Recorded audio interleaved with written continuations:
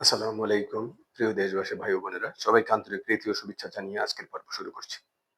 আজকের বিশেষ পর্ব হলো যে আমরা গত কয়েকদিন থেকেই দেখছি যে জনাব ইশরাক সাহেবের সমর্থক প্লাস ঢাকাবাসী নগর ভবনের সামনে অর্থাৎ গুলিস্তান মাজারের সামনে এই রাস্তাগুলোতে আন্দোলন করে আসছেন এবং পরবর্তীতে এই আন্দোলন বিভিন্ন জায়গায় ছড়িয়ে পড়েছে। এখন এই যে গত প্রায় ৭ থেকে ৮ দিন নগর ভবন সহ বিভিন্ন সিটি কর্পোরেশনের অফিসগুলোতে তালা ঝুলছে, এর জন্য যেই ব্যবসায়ী বা অন্যান্য যারা এটার সাথে যুক্ত আছেন তারা যে ক্ষতিগ্রস্ত হচ্ছেন, এই ক্ষতির দায় কে নেবেন? জনাব ইশরাক সাহেব নেবেন, না বিএনপি নেবেন, না মাননীয় উপদেষ্টা মন্ডলীর সদস্যগণ নেবেন? কে নেবেন এই ক্ষতির দায়? পাশাপাশি যেই জনগণের যে দুর্ভোগ হচ্ছে, সেই দুর্ভোগের দায় কে নেবেন? প্রশ্ন হলো এটি যে এই দুর্ভোগের দায় কে নেবেন। এই দুর্ভোগের দায় মাননীয় উপদেষ্টা মন্ডলীদেরকেই নিতে হবে। কারণ প্রথমত জনাব ইশরাক সাহেব হাইকোর্ট থেকে রায় পেয়েছেন। তো যেহেতু উনি হাইকোর্ট থেকে রায় পেয়েছেন, তাহলে ওনার যুক্তি আছে যে উনি মেয়র হিসাবে শপথ নিতে পারেন। দ্বিতীয়ত হলো যে যেহেতু আগের যে নির্বাচন, সিটি কর্পোরেশন থেকে জাতীয় নির্বাচন, সকল নির্বাচন যদি অবৈধ বা স্বৈরাচারী হয়, তাহলে মেয়র যে ইলেকশন হয়েছে অর্থাৎ সিটি কর্পোরেশন যে নির্বাচন হয়েছে, সেটা কিভাবে বৈধ হয়? আর সেটা যদি অবৈধ হয়, তাহলে জনাব ইশরাক সাহেব কিভাবে হাইকোর্ট থেকে রায় নিয়ে মেয়র হন? এটা হলো আমাদের জিজ্ঞাসা এবং সাধারণ মানুষের জিজ্ঞাসা। সাধারণ নাগরিকদের পক্ষ থেকে আমরা এটা জানতে চাই যে আসলে অবৈধ নির্বাচনের মাধ্যমে নির্বাচিত মেয়র, পরবর্তীতে সেই নির্বাচিত মেয়র বিদায় নেওয়ার পরে আরেকজন মেয়র কিভাবে হাইকোর্ট থেকে রায় পেলেন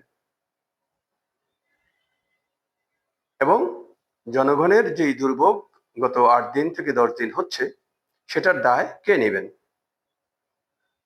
তো এই দায়গুলো যদি কেউ না নেন, তার প্রধান কারণ হলো যে আমরা গত ৭ থেকে ৮ মাস পর্যন্ত বলে আসছি যে আপনারা একটি সুষ্ঠু এবং সুন্দর পরিকল্পনা গ্রহণ করুন। পরিকল্পনাবিহীন কোনো সংস্থা বা কোনো রাষ্ট্র পরিচালিত হতে পারে না।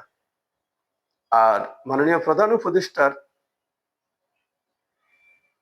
পাশে আশেপাশে যে ধরনের উপদেষ্টা মণ্ডলী রয়েছেন, তাদেরকে আরো দক্ষ এবং বিচক্ষণ হতে হবে। যারা দক্ষ এবং বিচক্ষণ আছেন তারা থাকেন, যাদের দক্ষতা বা বিচক্ষণতা নেই তাদেরকে অবিলম্বে বিদায় দিয়ে নতুন দক্ষ এবং বিচক্ষণ উপদেষ্টা নিয়োগ করুন। বাংলাদেশকে শৃঙ্খলায় আনতে মাত্র ৭ দিন প্রয়োজন। আমরা ১ মাস পরেই, আমরা আজ থেকে ৮ মাস আগে মাননীয় প্রধান উপদেষ্টা দপ্তরে একটা চিঠি দিয়ে এসেছি। সেই চিঠির জবাব আজ পর্যন্ত পাইনি। তার কারণ হলো আমাদের দেশের যে প্রটোকল, এই প্রটোকল রয়েছে সেই আগের স্বৈরাচারী আমলের প্রটোকল। এখনো কিন্তু আমরা প্রটোকল চেঞ্জ করতে পারিনি, যে কারণে মানুষের এই দুর্ভোগ, মানুষের এই দুর্দশা ক্রমই বাড়ছে। এই দুর্দশা এবং এই মানুষের যে ভোগান্তি, এই ভোগান্তি যদি আরো বাড়তে থাকে, মানুষ ফুঁসে উঠবে। মানুষ যখন একবার ফুঁসে উঠবে, তাকে দমানো কিন্তু কঠিন হবে। কারণ এদেশের মানুষ সাধারণ, এদেশের মানুষ সহজ সরল, এদেশের মানুষ আবেগপ্রবণ, এদেশের মানুষ নিরীহ এবং শান্ত।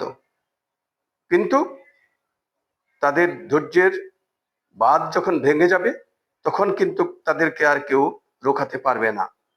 এর আগের পর্বে বলেছিলাম যে আপনারা গত 54 বছর ঘুম পাড়ানির গান গেয়ে এই জাতিকে ঘুমিয়ে রেখেছেন, কিন্তু তরুণ প্রজন্ম এনসিপি এই জাতিকে জাগিয়ে তুলেছে। এই জাতিকে আর ঘুম পাড়ানো যাবে না বা ঘুম পাড়ানোর চিন্তা করবেন না। আর যদি এই জাতি একবার ঘুমিয়ে পড়ে, এই জাতি কিন্তু কার জেগে উঠবে না। সুতরাং 2025 সাল এটাকে আপনারা কাজে লাগান। 2025 সালে এই বাংলাদেশকে আপনারা সিঙ্গাপুর এবং মালয়েশিয়ার মতো করার চিন্তা করুন।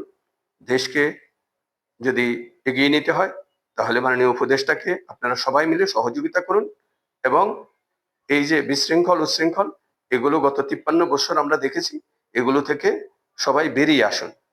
জনগণের কল্যাণে সবাই মিলে কাজ করুন, সবাই আপনাদেরকে সমর্থন দিবে।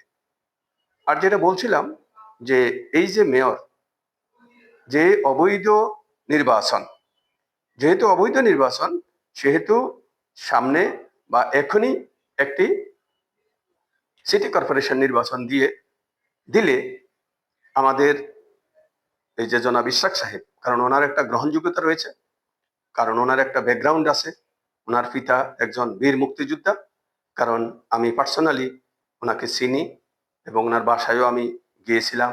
উনি খুবই আন্তরিক। যখন উনি ছিলেন তখন ওনার কাছে যে গেছেন এক কাপ চা বিস্কিট উনি দিতেন, যে কারণে এলাকার বহু মানুষ জনাব সাদেক হোসেন খোকার অনেক ভক্ত, আমি নিজেও ভক্ত। তো যে কারণে, এবং সাদেক হোসেন খোকার কথা আমাদের কাছে অনেক সময় বললে আমাদের অনেক সময় চোখের পানিও চলে আসে, কারণ উনি যেভাবে কথা বলতেন এবং যেভাবে আন্তরিকতা দিয়ে কথা বলছেন, এরকম নেতা এখন আমাদের চোখের সামনে আসলে পাওয়া কঠিন। তবে জনাব ইশরাক সাহেব তারই সন্তান, তারই সুযোগ্য সন্তান, আমরা তাকে সম্মান করি, স্নেহ করি, ভালোবাসি। তো যে কারণে আমরা চাই যে আগামীতে জনাব ইশরাক সাহেব দক্ষিণ সিটির মেয়র হবেন। তবে সেটা একটা নির্বাচনের, বৈধ নির্বাচনের মাধ্যমে আসলে 5 বছর মেয়াদি উনি থাকতে পারবেন, সেবা করতে পারবেন, নগরবাসীর ভালোবাসা পাবেন এবং নগরবাসীকে সেবা দিতে পারবেন।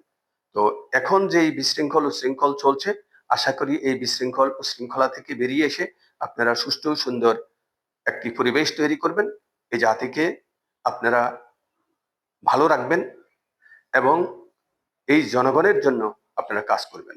সবাইকে আন্তরিক প্রীতি ও শুভেচ্ছা জানিয়ে আজকের মতো এখানে বিদায় নিচ্ছি। সবাই ভালো থাকুন, সুস্থ থাকুন। বাংলাদেশ জনকল্যাণ পার্টির পক্ষ থেকে আবারও সবাইকে অভিনন্দন। সবাই ভালো থাকবেন এবং নিরাপদে থাকবেন এবং দেশের জন্য, জনগণের জন্য কাজ করবেন। খুদা হাফেজ।